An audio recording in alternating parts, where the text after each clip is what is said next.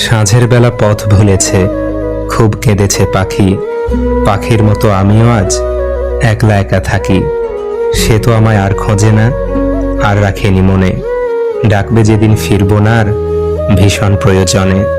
ভুল রাস্তায় চলে গেলে গাড়ি নষ্ট হয়, আর ভুল মানুষের মায়ায় পড়লে জীবন নষ্ট হয়। পুরো জীবন নিঃসঙ্গতায় কাটুক, কোনো ভুল মানুষ জীবনে না আসুক। কি অদ্ভুত জীবন, মরে গেলে সবাই কাঁদে আর বেঁচে থাকতে সবাই কাঁদায়। জীবনটা আসলে 3 ঘন্টা সময়ের 100 নম্বরের গণিত পরীক্ষা।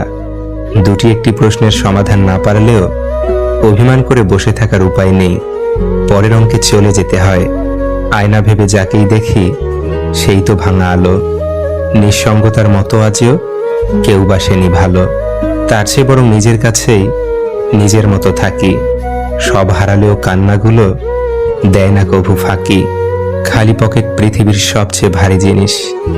যখন তোমার পকেট খালি থাকবে তখন পুরো পৃথিবী তোমাকে ভারী মনে করবে।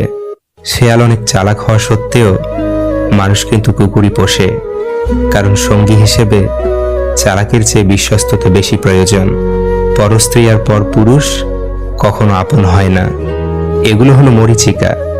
এসবের পিছনে ছুটে নিজের পরিবার ও নিজের জীবন ধ্বংসস্তূপে পরিণত হয়। চিন্তা করার মানসিকতাকে কখনো নিরুৎসাহিত করো না, কারণ একমাত্র চিন্তার মাধ্যমেই সঠিক সিদ্ধান্ত নেওয়া যায়। বিষাক্ত মানুষের সাথে জেতার উপায় একটাই, খেলায় না নামা। সবচেয়ে কাছের মানুষরাই যখন খোঁজ নিতে ভুলে যায় তখন একা থাকতেই সবচেয়ে বেশি ভালো লাগে।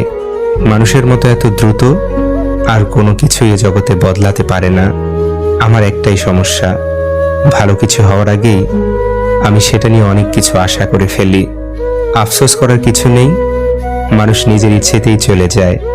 মানুষ এরকমই, নিজ থেকে এসে আবার মাঝখানে শুধু তার অভিনয়ের দক্ষতা কতটুকু তা দেখিয়ে দেয়।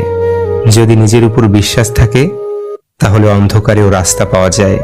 পৃথিবীর সবচাইতে নিষ্ঠুর সেই মানুষ যে তার নিজের প্রয়োজনে কাউকে ব্যবহার করে আর প্রয়োজন ফুরিয়ে গেলে তাকে দূরে সরিয়ে দেয়। কিভাবে জীবনের সাথে নিজেকে মানিয়ে নেই বলো? যখনই নিজের অভ্যেস বদলানোর চেষ্টা করি তখনই জীবনে বেঁচে থাকার শর্তটাই পাল্টে যায়। অর্জিত সম্পদ ভোগ করতে পারবেন কিনা তা অনিশ্চিত, কিন্তু সম্পদ অর্জন করতে গিয়ে যে অপকর্ম করছেন তার ফল ভোগ করতে হবে তা নিশ্চিত। তোমার যা নেই তার পিছনে ছুটো না, যা আছে তা নষ্ট করো না।